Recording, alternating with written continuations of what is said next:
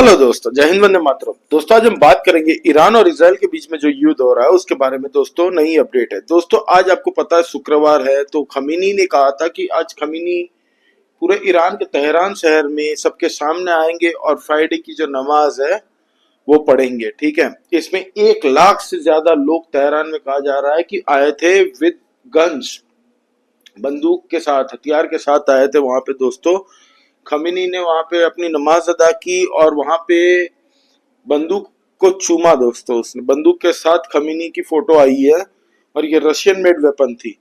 अब दोस्तों, उसने बहुत सारी ऐसी बातें की है। दोस्तों, उसने वो खत्म कर देने की कसम खा ली है वहां पे। वो कह रहा है कि इजराइल खत्म होगा बहुत जल्द, इजराइल का वक्त खत्म हो चुका है और हम लोग तब तक नहीं रुकेंगे जब तक इजराइल को खत्म नहीं कर देते, ये खमीनी ने कहा है। अब दोस्तों, 7 अक्टूबर 2023 को आपको पता है इजराइल के ऊपर में बहुत ताबड़तोड़ तरीके से हमास के आतंकवादियों ने हमला किया था, जिसमें 1250 से 1300 लोग मारे जा चुके थे और 300 से ज्यादा लोग बंदी बना लिए थे हमास ने। अभी 100 से ज्यादा लोग बंदी है हमास के अंडर में।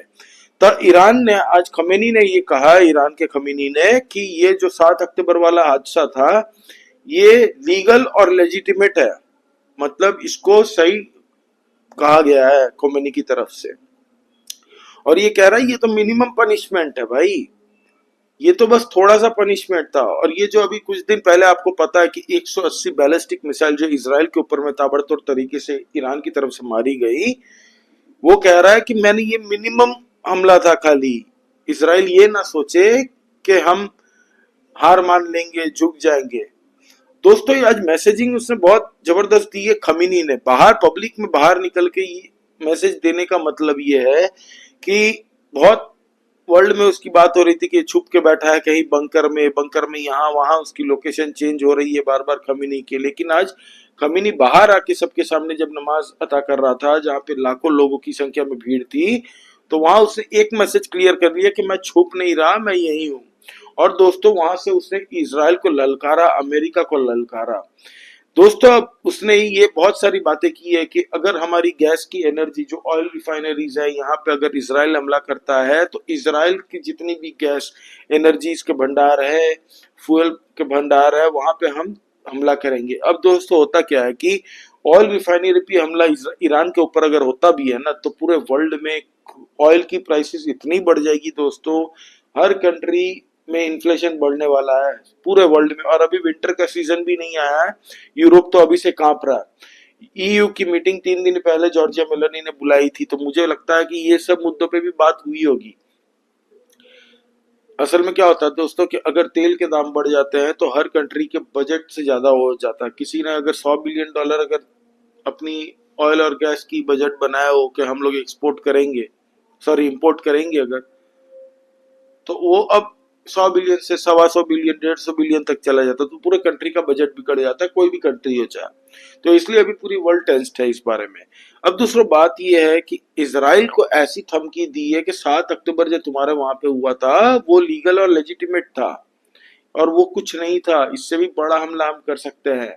ईरान मतलब ये प्रूफ करना चाह रहा है, उसके जो एम्बेसडर यहाँ पे इंडिया में बैठे ईरान के, वो कह रहे हैं इंडियन न्यूज चैनल पे कि ईरान अब वो 1981 वाला ईरान नहीं रहा कि हम इराक से लड़ लड़ के हार जाते थे, हमें मदद की थी अमेरिका इसराइल ने उस वक्त में।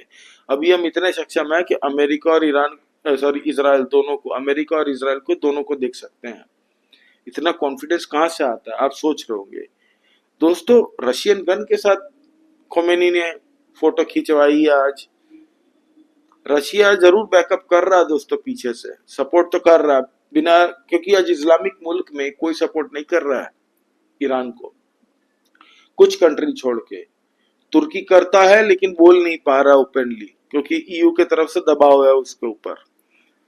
पाकिस्तान करता है लेकिन वो भी नहीं बोल पाएगा क्योंकि अमेरिका भड़क जाएगा, $7 बिलियन नहीं देगा फिर। चाइना तो वैसे ही भड़का हुआ उस पर, क्योंकि वो अमेरिका भी जाके गिड़गिड़ाया था IMF से, बाइडेन से मिलने की कोशिश की थी, कोई मिला नहीं था उससे।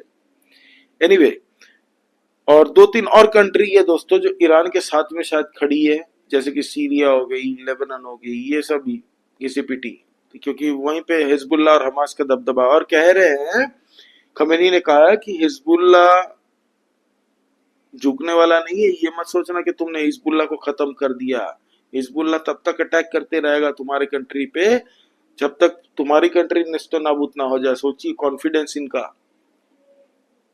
जबकि कल क्या हुआ, कल दोस्तों जहां पे ये न्यूज आ रही है कि जहां पे उसका जो हम हिजबुल्लाह का जो दूसरा सेकंड अभी हेड बनाया था ना, अभी जिसको बनाया था हसीन सफीदाइन, कुछ दिन पहले 3 4 5 दिन पहले, वो बंदा भी बंदूक को चूमते हुए उसकी भी वीडियो आई थी। तो कहा यह जा रहा कल जहां पे वो छुपा था ताबड़तोड़ तरीके से वहां पे हमला किया गया है। नसरुल्लाह को मारने के लिए 80 टन इसराइल ने यूज किया था। कल जो हमला किया गया उससे भी भयावह था, उससे भी ज्यादा इंटेंसिटी वाला था। तो अभी तक इसराइल की तरफ से कोई इसकी स्टेटमेंट आई नहीं है, शायद उसकी पुष्टि अभी तक हुई नहीं है। इसी बीच ईरान का जो फॉरेन मिनिस्टर है वो पहुंच जाता है लेबनान। क्या करने गया है किसी को नहीं पता। अभी तक उसकी तरफ से वहां पे ये अपडेट आ रही है कि वो सीरिया में उसके जो वेयर हाउस जो थे वेपन्स स्टोरेज डिपो वो टूटा है, उसके बारे में बात करने गया है। हिजबुल्लाह की जो हालत है अभी आपको पता ही है वहां पे, तो ये सब देखने वहां पे गया, वहां से बयानबाजियां कर रहे हैं। दोस्तों ईरान ऐसा है ना कि वो मारने के लिए ही बना, वो बोल रहा है कि मैं तो मरूंगा लेकिन भाई मैं तो मार के रहूंगा। और इसराइल का ये पॉलिसी है कि मेरे को मारने कोई आता है तो उससे पहले ही सामने वाले को निपटा दो। अमेरिका इसमें क्या चाल खेल रहा है आप सोचिए। अमेरिका में होने वाले हैं अभी इलेक्शन। अब इलेक्शन के डर के मारे अमेरिका इसमें पढ़ना नहीं चाहता, क्योंकि एक बार अमेरिका अगर इसमें पड़ गया तो फंस जाएगा। ये वॉर कब तक चलेगी किसी को नहीं पता। अमेरिका पड़ता है तो रशिया भी इसमें कूदेगा और 2 4 साइलेंटली और कूदेंगे, चाइना जैसे साइलेंटली।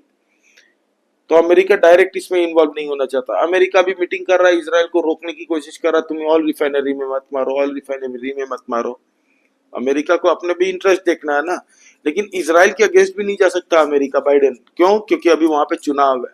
अगर चुनाव के दरमियान अगर इसराइल के खिलाफ कोई बात भी करता है ना बाइडेन या उसकी गवर्नमेंट, तो दोस्तों आप लिख के रखो, यहूदी लोग को तो वोट नहीं मिलेगा बाइडेन सरकार को। साथ में वहां के अमेरिका में जितने क्रिश्चियंस है ना 10 में से 7 या उसकी गवर्नमेंट, तो दोस्तों आप लिख के रखो, यहूदी लोग को तो वोट नहीं मिलेगा बाइडेन सरकार को। साथ में वहां के अमेरिका में जितने क्रिश्चियंस है ना 10 में से 7 8 क्रिश्चियंस जूस को बहुत पसंद करते हैं, इसराइल को अपना भाई जैसे मानते हैं, अपनी फैमिली का मेंबर मानते हैं, चाहे वो किसी भी पार्टी से हो। क्रिश्चियंस लोग हमेशा यहूदी लोग को बहुत प्यार करते हैं। तो बाइडेन गलती से भी नहीं करेगा। इसराइल को भी ये पता है कि भाई इलेक्शन होने से पहले निपटाना है, ईरान का चैप्टर खत्म करना है। क्योंकि इलेक्शन के बाद अगर कमला हैरिस आती है तो वही टेम्पलेट ओबामा का जो था, एंटी इसराइल का एजेंडा था, वही कमला हैरिस लेके जाएगी। अगर डोनाल्ड ट्रंप आ जाता है तो वो ईरान के साथ साथ में कतर को भी निपटाएगा, आप देख लीजिएगा। और इसराइल अभी क्या करने वाला है दोस्तों, ईरान बहुत घबराया हुआ। आज जितनी भी धमकी खमेनी ने दी है ना दोस्तों, उसमें डर तो दिखा है। और इसका जितना मजाक बनाया ना हिजबुल्लाह ईरान का इतने दिनों में, वो आज बाहर निकल के फ्रस्ट्रेट होकर बाहर निकला है कि भाई दिखा दिया कि मैं बाहर हूं, डरा हुआ नहीं हूं। देखो बाहर में आके खुले में सबके सामने नमाज पढ़ रहा हूं। लोग वहां पे आए गन्स लेके, हथियार लेके, तो वो एक मैसेज था कि हम डरने वाले कौम नहीं है।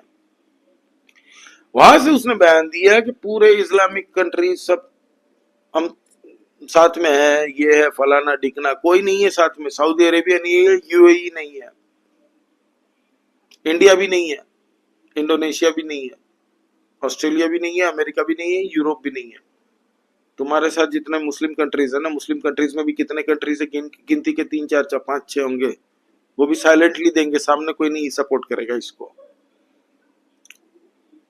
इराक दोस्तों आपको पता है वो भी एक शिया कंट्री है, लेकिन वहां पे हमेशा रूल किया गया है सुन्नी गवर्नमेंट ने, मतलब सुन्नी लीडर रहता है हमेशा, लेकिन कंट्री मेजोरिटी वहां पे शिया है।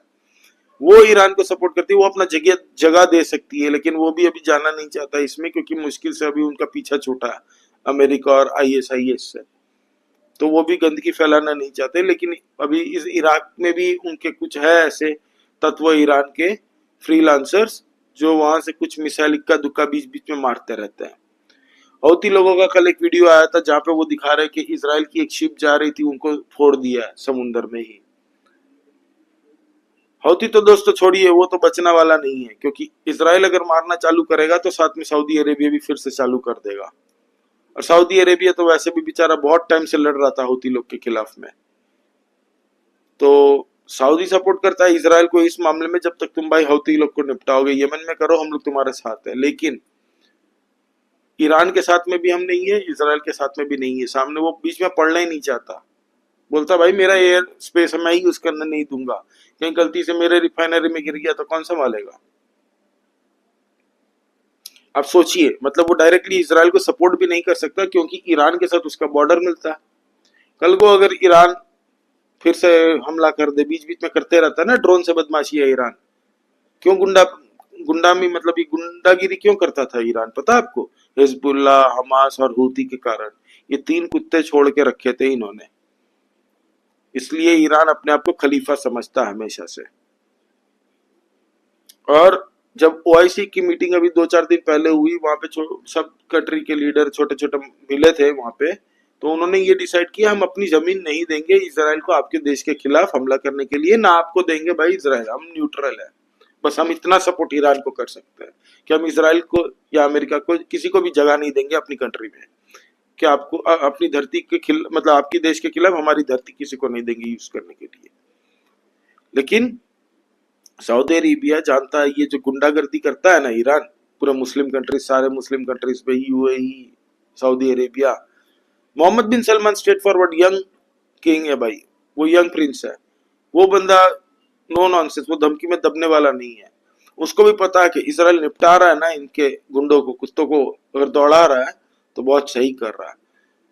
हिजबुल्ला की कमर तोड़ दी है भाई, व्हील चेयर पे ला दिया हमास को, अब बचा है हौती। हौती में जो 5-6 दिन पहले जो हमला किया था, अच्छा खासा हमला किया था। हौती रिबेल ख्याल वो स्कैटर्ड रहते हैं इसलिए उनको हमला करना मुश्किल हो जाता है, लेकिन सऊदी अरेबिया के पास पूरी इंटेलिजेंस है, वो सालों साल लड़ रहा है हौती लोग के खिलाफ में।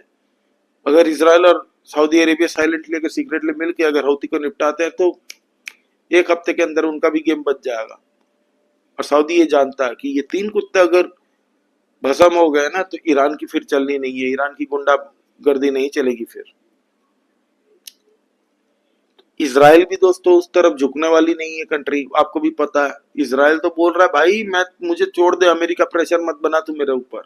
यूनाइटेड नेशन ने वो जो एंटनी गुटेरिस है ना उसको बैंड कर दिया इसराइल ने, तो यूनाइटेड नेशन ने कहा, नोटिस भेजी है इसराइल को कि ये जो ब्लैकलिस्ट तुमने किया है हमारे चीफ को, ये हटाओ, ब्लैकलिस्ट हटाओ, उनको ब्लैकलिस्ट मत करो।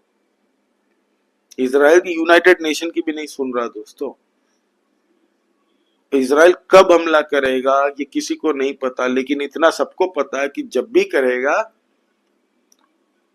ताबड़तोड़ तरीके से करेगा, घसीट घसीट के मारेगा वो ईरान को।